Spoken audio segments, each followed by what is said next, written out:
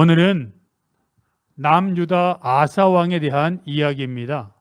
아사왕은 유다가 이스라엘이 남유다 북이스라엘로 갈라진 후에 세 번째 왕으로 즉위했던 왕입니다. 아사왕에 대한 이야기는 역대하 14장부터 16장까지 기록이 되어 있는데, 아사왕의 일대기는 주로 두 개의 큰 전쟁에 대한 이야기로 나뉘어져 있습니다. 살다 보면 전쟁과 같은 커다란 시련, 아픔을 경험하게 되지 않습니까? 전쟁과 같은 상처, 배고픔 또는 마음이 힘든 것들이 우리 삶에 늘 있지요. 그래서 살다 보면 살아왔던 인생을 돌아보면 정말 전쟁의 상흔, 상처가 내 삶에 커다랗게 자리 잡고 있음을 알게 됩니다. 그 전쟁이, 그 아픔이 내 인생을 이렇게 또는 모든 것을 바꿨다라고 말할 정도로 큰 전쟁과 같은 아픔들은 누구에게나 있습니다. 그 아픔을 중심으로 오늘 본문은 우리들에게 많은 것들을 이야기하고 있습니다. 전쟁과 같은 상황에서 과연 어떻게 행동해야 하는가? 전쟁처럼 목숨과 그리고 정말 모든 삶이 달려있는 그런 어려운 상황 속에서 어떻게 하는 것이 최선의 삶인가 하는 것을 오늘 본문은 얘기하고 있습니다. 그 이야기를 선지자 하나니가 아사왕에게 이야기하고 있습니다. 오늘 본문은 아사왕이 겪었던 두 개의 전쟁이 모두 끝난 후에 하나니가 한 말입니다. 그런데 7절을 보면 이렇게 말하지 않습니까? 왕이 하나님을 의지하지 않고 아람 왕을 의지했다라고 말합니다. 무슨 뜻일까요? 또 아람 왕을 의지해서 아람이 왕의 손에서 벗어났다라고 말하고 있습니다. 이래 전후 내용을 알지 못하면 무슨 말인지 전혀 알 수 없습니다. 방금 말씀드린 역대하 16장 7절의 말씀은 방금 두 번째 전쟁 중에서 직전에 경험했던 전쟁에 대한 이야기입니다. 그 전쟁은 역대하 16장 1절부터 6절까지 바로 앞절에 기록되어 있는데, 북이스라엘과 남유다 간의 전쟁에 대한 이야기입니다. 북이스라엘이 남유다 땅에 있던 라마라고 하는 지역을 침략했습니다. 라마는 남유다 수도인 예루살렘에서 북쪽으로 10km밖에 떨어져 있지 않은 전략적 요충지였고 교통의 중심지였습니다. 그곳을 북이스라엘이 공격했던 이유는 남유다를 공격하기 위한 전초기지로 삼기 위해서였습니다. 여러분, 자신 있으니까 공격하죠. 가만히 있는데, 힘도 없는데 왜 공격합니까? 싸워서 승리할 여력, 힘이 있다고 자신만만하니까 공격하는 겁니다. 남유다는 북이스라엘과 싸워서 이길 자신이 없었습니다. 그래서 북이스라엘이 라마를 공격하자 남유다는 이스라엘 옆에 있는 아람이라고 하는 나라에게 동맹을 요청합니다. 전쟁에 개입해 주십시오라고 부탁을 하는 거죠. 그런데 문제가 있습니다. 북이스라엘과 남유다의 전쟁에 아람이 괜히 개입하겠습니까? 뭔가 생기는 게 있어야죠. 그래서 남유다의 아사왕은 성전과 왕궁의 창고에서 금과 은 보화를 있는 것 없는 것 다 긁어 모아서 아람에게 줬습니다. 그 금은 보화를 받은 아람은 북이스라엘을 공격했고, 공격을 받은 북이스라엘은 남유다를 치던 상황에서 돌이켜 북이스라엘로 돌아갔던 것입니다. 다행스럽게 남유다는 겨우 한숨을 돌리게 되었습니다. 이것이 선지자 하나니가 방금 언급한 전쟁에 대한 이야기입니다. 여러분, 잘한 것 아닙니까? 싸워서 승리할 수 없을 때 옆 나라의 도움을 빌어 망해서 완전히 모든 것을 잃는 것보다는 금은 보화를 다 주더라도 전쟁에서 패하지 않는 것이 제일 나은 계책 아니겠습니까? 우리 중 어느 누구라도 같은 입장에 있었다면 그렇게 했을 것입니다. 그런데 선지자 하나님은 그런 아사 왕을 꾸짖고 있습니다. 왜 그렇지요? 방금 읽었던 역대하 16장 7절 말씀을 다시 한번 읽어보면 우리말 성경은 이렇게 말하고 있습니다. 그때 선견자 하나니가 유다 왕 아사에게 와서 말했습니다. 왕이 하나님 여호와가 아니라 아람 왕을 의지했기 때문에 아람 왕의 군대가 왕의 손에서 벗어났습니다. 그러고 보면 아사 왕이 전쟁을 준비하는 과정에서 하나님 앞에 제사를 드렸다거나 하나님께 기도하며 간구했다는 내용이 역대하 16장 1절부터 6절까지 본문에 나와 있지 않습니다. 아사 왕은 하나님 앞에 제사도 드리지 않고 기도도 하지 않았던 것일까요? 하지만 이스라엘은 여호와를 유일신 하나님으로 섬기는 민족이었습니다. 어려운 일이 생기거나 전쟁을 할 때 하나님께 나와 제사를 드리는 것 또는 선지자에게 묻는 것은 당연한 절차였습니다. 물론 아사 왕도 제사를 드렸습니다. 제물도 바쳤습니다. 선지자들에게 어떻게 하면 좋으냐고 당연히 물어봤습니다. 그런데 왜 선지자 하나님은 아사 왕에게 하나님을 의지하지 않았다고 꾸짖고 있을까요? 이것이 중심 메시지입니다.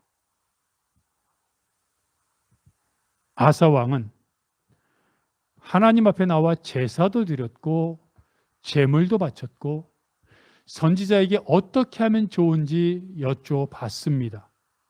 그러나 그의 마음속에는 이미 북이스라엘과의 전쟁에서 어떻게 하면 좋을지 자기 생각과 의견이 다 들어 있었습니다. 그것이 신하들과의 대책 회의를 통해서 결정되었는지 또는 책략가의 지혜를 빌렸는지는 모르지만 중요한 것은 하나님께 모든 것을 맡기고 하나님께 간절한 마음으로 주님 어떻게 하면 좋습니까? 하는 하나님을 의지하는 마음을 갖고 제사 드리고 제물을 바치고 선지자에게 물어봤던 것이 아니라 이미 자기의 경험과 자신의 정치적 역량과 모든 지식을 통해서 이럴 때는 어떻게 하는 것이 가장 좋을 것이라는 생각을 갖고 제사에 임했다는 사실입니다. 당연히 아사 왕의 제사 드리는 태도는 어떻겠습니까? 제사가 진행될 때마다 빨리 제사가 끝나야 아람 왕에게 사절을 보낼 텐데, 빨리 제사가 끝나야 아람 왕에게 보낼 금은 보화가 얼마나 있는지 조사할 텐데, 아니 아람 왕이 금은 보화를 받아도 전쟁의 동맹에 응하지 않으면 어떻게 하지? 이런 근심, 걱정, 자기 생각으로 가득 찼던 것입니다. 제사에 예배에 임했습니다. 예배 자리에 있었습니다. 예물을 좋은 곳으로 바쳤을 것입니다. 선지자에게 물어봤습니다. 하지만 그 예배, 그 제사, 그 제물과 그 선지자에게 향했던 마음은 형식적인 것이었고 거칠애였고 자신의 마음은 이미 자신의 생각과 의견으로 가득 차 있었고 바라는 것이 있다면 자신의 생각을 하나님이 도와주기를 원했던 것입니다. 야곱이 아버지 이삭과 형 에서를 속이고 장자권을 빼앗았던 사건이 생각납니다. 그 시대의 상속은 장남에게 이루어졌습니다. 그런데 하나님은 이삭의 아내 리브가에게 꿈을 통해 동생 야곱이 형 에서를 다스릴 것이라고 말씀하셨습니다. 법으로는 장남이 상속받는데 하나님은 꿈을 통해 차남이 상속받을 것이라고 말씀하셨습니다. 그러면 여러분, 어떻게 이 부조화를 해결해야 할까요? 당시 이삭, 리브가 그리고 아들인 에서와 야곱 모두 여호와를 하나님으로 믿는 신앙 있는 가정이었습니다. 그들은 늘 제사를 드렸습니다. 그들은 늘 하나님을 믿는다고, 하나님을 믿는 삶을 산다고 늘 그렇게 알고 있었습니다. 그렇다면 상속을 해야 되는 중요한 시점에서 적어도 아버지 이삭은 하나님 앞에 여쭤봤어야 됩니다. 법으로는 아들 에서가 장남이니까 상속을 받아야 되는데, 하나님이 아내 리브가에게 꿈을 통해 차남, 즉 동생 야곱이 상속받는 걸로 꿈을 보여주셨으니 하나님 뜻이 무엇입니까? 어떻게 해야 됩니까? 여쭤봤어야죠. 이삭이 여쭤봤지 않았다면 적어도 어머니 리브가와 동생 야곱도 하나님께 여쭤봤어야 됩니다. 하나님, 법으로는 장자가 상속받지만 하나님이 보여주신 꿈은 반대 아니었습니까? 근데 아버지 이삭이 지금 형 에서에게 상속을 해주려고 합니다. 이럴 때 우리는 어떻게 해야 됩니까? 그러나 그 장면을 기록한 성경의 내용을 보면 어느 누구도 그런 내용에 대해서 이런 반구 하나 없습니다. 즉, 그들은 하나님께 묻지 않았던 것입니다. 이삭은 이삭대로 자기가 좋아하는 장남 에서에게 그냥 상속을 해주고 싶었습니다. 어머니 리브가는 리브가대로 자기가 좋아하는 차남 야곱에게 하나님의 꿈을 보여주셨으니까 무조건 상속받게 하려고 어떤 수단과 방법을 가리지 않고 상속을 받게 해주고 싶었습니다. 그런 와중에 하나님 앞에 제사는 드려졌을 것입니다. 제물도 바쳤습니다. 하나님을 찬양했을 것입니다. 그러면서 그들의 마음속에는 어떤 생각이 있었을까요?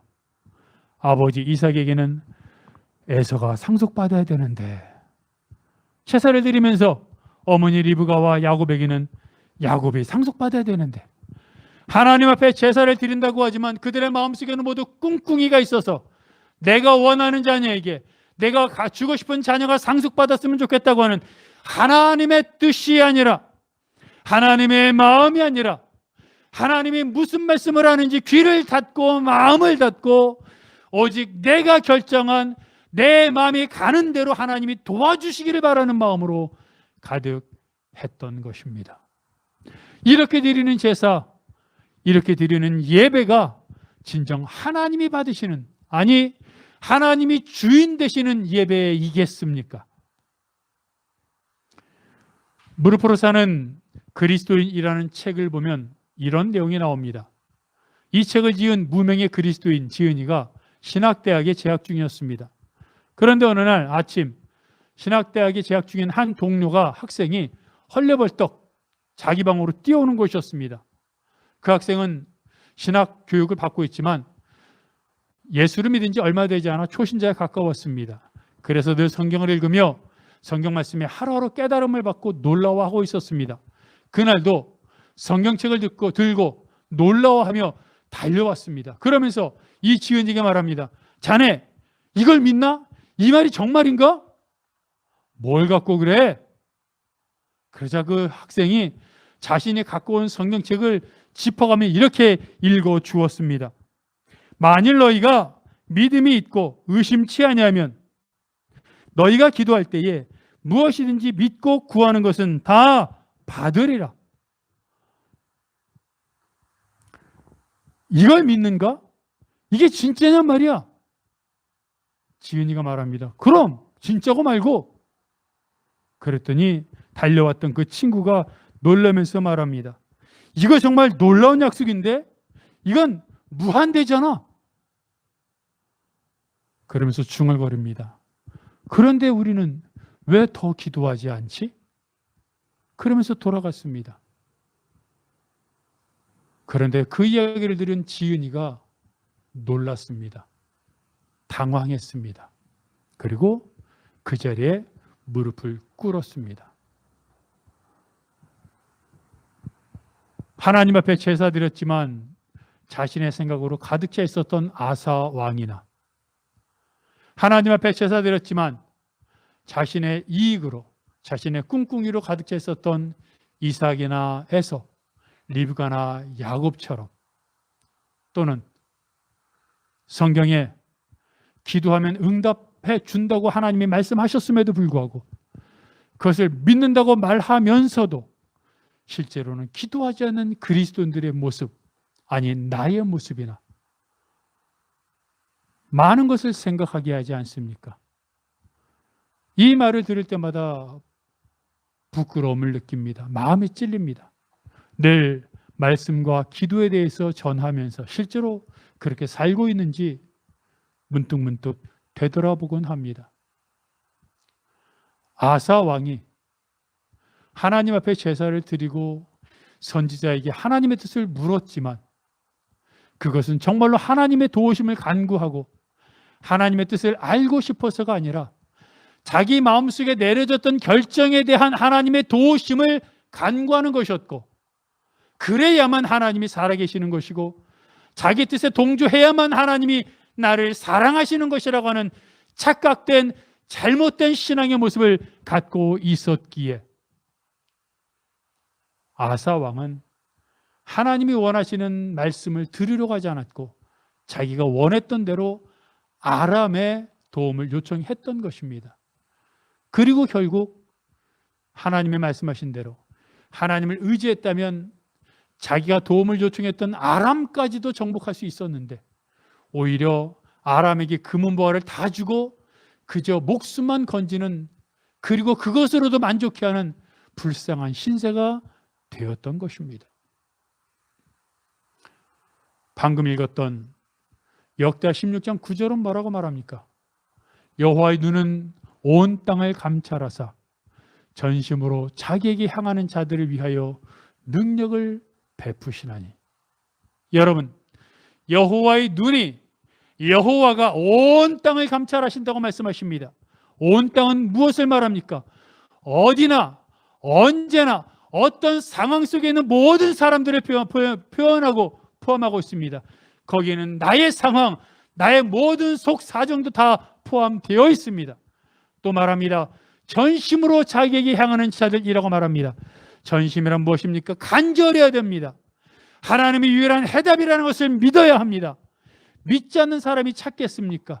믿지 않는 사람이 간절하게 하나님께 부르짖겠습니까? 그리고 그렇게 부르짖는 그 전심으로란 마음이 비워진 상태를 말합니다.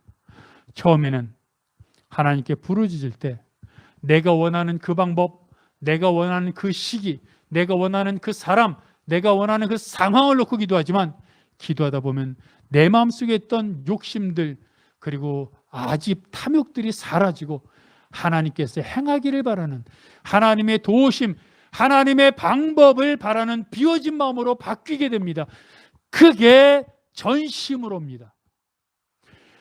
내가 지금 어떤 상황 속에 있을지라도 하나님께서 나를 위해 행하시는 어떤 방법이든 내가 받아들일 준비가 되었다면 그게 바로 하나님의 마음을 감동시키는 것이고, 그런 자들에게 하나님은 능력을 베푸신다고 말씀하고 있습니다.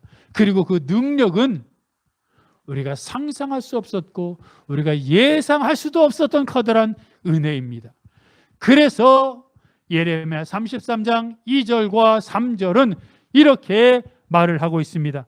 이를 행하시는 여호와, 그것을 만들며 성취하시는 여호와, 그 이름을 여호와라는 이가 이와 같이 이르시도다.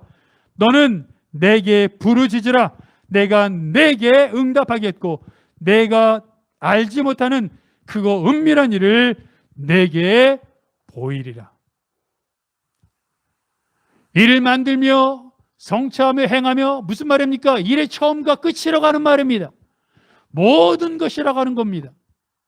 거기에 우리가 끼어들 자리가 없습니다.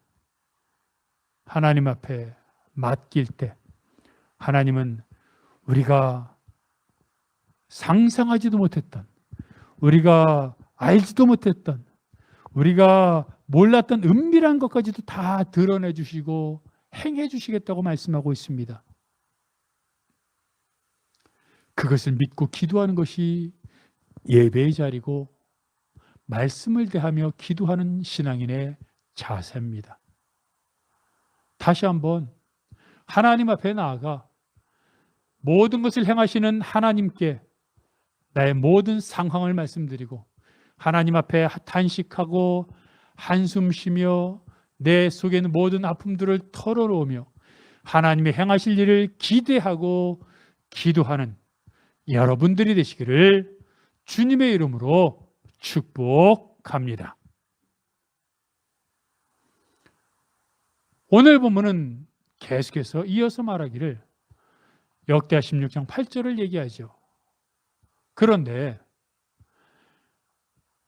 아사 왕에게 하나니가 왕이 아람 왕을 의지하지 않고 하나님을 의지했다면 아람도 손에 넣었을 것입니다라고 말한다면 아사 왕의 입장에서는 일어나지도 않았는데 그것을 어떻게 믿을 수 있겠습니까? 일어나지 않은 일을 어떻게 알 수 있습니까?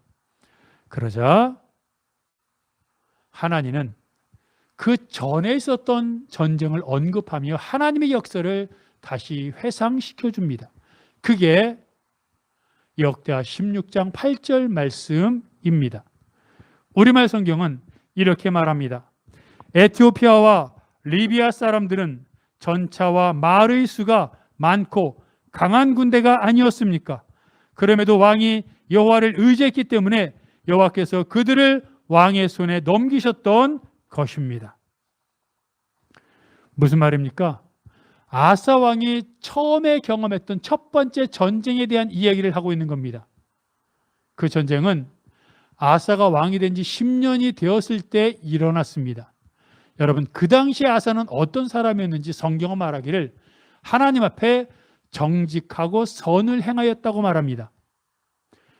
이방신들을 섬기는 산당과 제단을 없애버렸고 이방 신상들을 깨뜨렸습니다.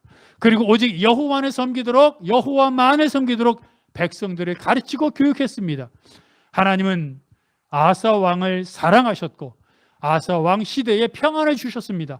그러던 중에 10년째 되었을 때 에티오피아와 리비아 연합군이 공격을 한 것입니다. 여러분, 오늘 우리가 성경에 보면 구스군이라고 되어 있는 구스군의 군대 숫자가 14장에 기록되어 있는데 100만이라고 말합니다. 100만이라는 것은 실제로 100만인지를 떠나 얼마나 많은지 무수히 많은 숫자를 표현하고 셀 수 없는 숫자를 표현하는 겁니다. 한마디로 바닷가의 모래와 같은 숫자입니다. 거기에 병거가 300대였다고 말합니다. 병거는 전차입니다. 100만의 군대에 전차가 300대였던 그 구스 연합군을 남유다 아사 왕의 군대가 이길 수 있었겠습니까? 구스가 쳐들어왔을 때 아사 왕은 어떻게 했습니까? 역대하 14장 11절을 보면 아사가 그때 어떻게 했는지 기록하고 있습니다. 아사가 그의 하나님 여호와께 부르짖어 이르되 여호와여, 힘이 강한 자와 약한 자 사이에는 주밖에 도와줄 이가 없사오니 우리 하나님 여호와여, 우리를 도우소서. 우리가 주를 의지하오며 주의 이름을 의탁하옵고 이 많은 무리를 치러 왔나이다. 여호와여, 주는 우리 하나님이시오니 원하건대 사람이 주를 이기지 못하게 하옵소서 하였더니, 아사가 할 일은 하나님에 나아가 엎드려 기도하는 것밖에 없었습니다. 다른 방법이 없었기 때문입니다. 워낙 많은 차이가 났기 때문에 이길 방법이 없었습니다. 아사는 하나님 앞에 간절히 기도했고 그 결과로 하나님이 구스군을 쳤다고 성경은 말합니다. 어떤 방법으로 쳤는지는 모릅니다. 중요한 것은 하나님이 구스를 쳤고 그리고 남유다가 승리했다는 사실입니다. 더한 것은 말도 안 되는 전쟁에서 남유다가 구스를 치니까 주변에 있는 국가들이 너무 두려워하여 남유다를 무서워했고 남유다는 주변 성읍들을 공격하여 많은 전리품을 획득하였다라고 말하고 있습니다.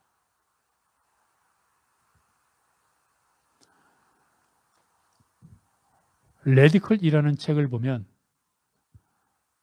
이런 내용이 나오는데, 몇몇 교회 다니는 성도들이 연합하여 아프리카에 의료봉사를 다녀왔습니다. 그런데 의료봉사를 갔는데 여러 대의 차가 갔는데 여러 대 차 중에 한 대가 무장괴한을 만났습니다. 무장괴한은 총으로 위협하고 운전사를 트렁크에 처박아 두고 폭행하고 그리고 그 짐을 모조리 빼앗아 갔습니다. 아프리카 지역에 가면 무장괴한을 만나고 어려운 일이 있을 거라는 사전교육을 받고 갔지만 생각해 보십시오. 봉사하러 갔는데 괴한을 만나 차량 한 대와 그 차량 한 대에 있던 짐을 다 빼앗겼으니 얼마나 두렵고 얼마나 당황스러웠겠습니까? 하지만 그들은 여정을 계속했습니다. 의료봉사를 계속했고 특히 아프리카는 에이즈가 창궐한 지역이었기 때문에 만사에 조심했습니다.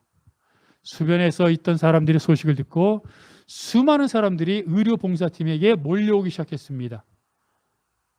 여러분 아는 것처럼 아무리 조심한다고 해도 에이즈 환자에게 주사했던 바늘을 잘못해서 자기에게 찔리기만 해도 큰 실수가 되고 또 에이즈에 걸릴 수 있는 확진이 있기 때문에 조심한다고 했고 또 조심했습니다. 그런데 우려했던 일이 벌어졌습니다. 봉사팀의 한 팀원이 그냥 젊은 여성을 치료하다가 에이즈 환자에게 찔렀던 주사 바늘을 모르고 자기 바늘에 찔린 것입니다. 또 몇 시간 후에 다른 팀에서도 똑같은 일이 벌어졌습니다. 사태가 크게 벌어진 것입니다. 잘못하면 의료봉사를 하러 갔다가 그들의 인생 자체가 완전히 풍지박산나는 그런 상황이 될 수도 있었습니다. 그런데 이들의 태도가 놀랍고 기가 막혔습니다. 그들은 이렇게 말했다고 합니다. 다른 단원들이 아니라 우리들에게 이런 일이 일어나서 천만 다행입니다. 우리의 이 작은 의료봉사를 통해 한 영혼이라도 주님께로 돌아올 수 있다면 이것은 문제도 아닙니다. 의료봉사는 계속되었고 일정을 마친 후에 봉사팀은 떠났습니다. 그런데 그 아프리카에서 선교 사역을 하던 선교사님에게서 얼마 후에 메일이 왔는데 마을들에 난리가 났다는 것입니다. 자신들의 희생, 그들의 의료봉사팀의 희생과 헌신을 보고 자신들이 얼마나 힘들었는지를 하나님이 보시고 천사들을 보내주셨고 그리고 구원자들을 보내주셨다고 너무 기뻐하며 교회로 몰려드는 인파들로 인해서 너무 감사하다고 하는 메일이었습니다. 놀라운 하나님의 은혜 아닙니까? 어려운 상황 속에서도 하나님을 믿고 하나님 앞에 나아갔더니 하나님께서 이런 이적을, 하나님께서 이런 은혜를 베푸시더라는 것입니다. 남유다가 첫 번째 구스 군대와 싸워서 이길 수 있었던 비결은 무엇이었습니까? 여호와를 의지했기 때문입니다. 그렇다면 아사 왕이 구스와 싸울 때와 북이스라엘과 싸울 때의 차이점은 무엇입니까?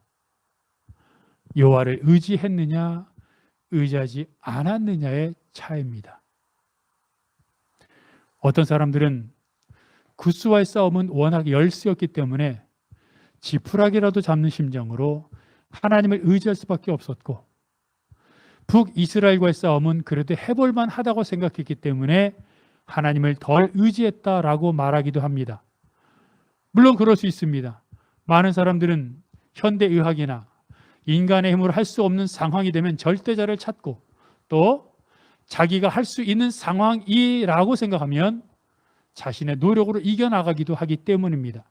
하지만 여러분 오늘 본문과 아사왕 이야기를 잘 읽어보면 이것은 문제가 얼마나 크냐고 하는 문제가 아니라 그 문제를 대하는 사람의 마음의 자세임을 알 수 있습니다. 구스가 침략했을 때 아사는 하나님을 경외하며 하나님과 동행하는 사람이었습니다. 그때는 어떤 일이 일어나도 하나님을 의지했습니다. 그런데 북이스라엘과의 전쟁은 아사가 왕이 된 지 36년이 지난 후에 일어났습니다. 젊었을 때의 신앙이 식어버렸습니다. 왕으로서 36년간 재위하다 보니 자신의 통치 경험도 있고 외교 역량도 있고 이제는 어떻게 하면 되는지에 대한 자신감도 있었습니다. 그러다 보니 자기 자신감이 많아질수록 높아질수록 하나님을 의지하는 시간, 의지하는 마음은 점점 작아졌던 것입니다. 결국 우리 삶에 일어나는 수많은 전쟁들은 전쟁의 크기나 상황이 아니라 그 전쟁을 대하는 사람의 태도가 어떠냐에 따라 달라지는 것임을 알 수 있습니다. 많은 사람들이 내 앞에 있는 문제들을 고민합니다. 하지만 더 고민해야 될 것은 그 문제를 바라보는 내 안에 하나님을 향한 믿음이 있는지를 고민해야 되는 겁니다. 하나님을 향한 믿음을 갖고 있는 사람들은 어떠한 문제가 있을지라도 하나님을 의지합니다. 하지만 하나님을 향한 믿음이 없는 사람들은 아무리 작은 문제, 아무리 큰 문제가 닥쳐도 하나님을 의지하지 않습니다. 아사 왕이 처음에는 신앙으로 시작했다가 말년에는 불신앙으로 비참하게 막을 내리고 맙니다. 그런 인생들이 얼마나 많이 있습니까?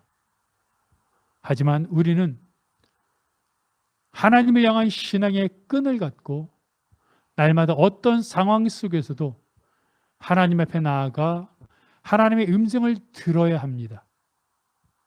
처음에는 문제가 있을 때 하나님 앞에 나아갈 수 있지만 나중에 하나님을 더 알고 하나님을 경험하고 하나님을 체험하게 되면 늘 하나님 앞에 나아가게 됩니다. 늘 하나님과 동행합니다. 늘 눈과 귀가 하나님을 향해 열려 있습니다. 그게 하나님을 기뻐하는 것입니다.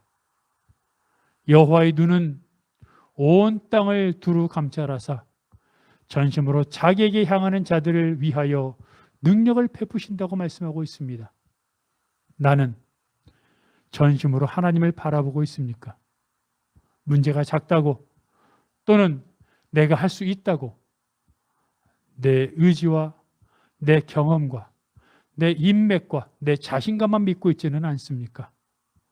하지만 그 모든 것을 섭리하는 것은 만군의 여호와 하나님의 뜻이고 하나님의 계획이라는 것을 기억하며 하나님 앞에 나아가 하나님의 음성을 듣고 모든 일에 하나님의 뜻대로 사는 믿음의 삶을, 믿음의 발걸음을 걸어가겠다고 다시 한번 결단하는 여러분들이 되시기를 주님의 이름으로 축복합니다.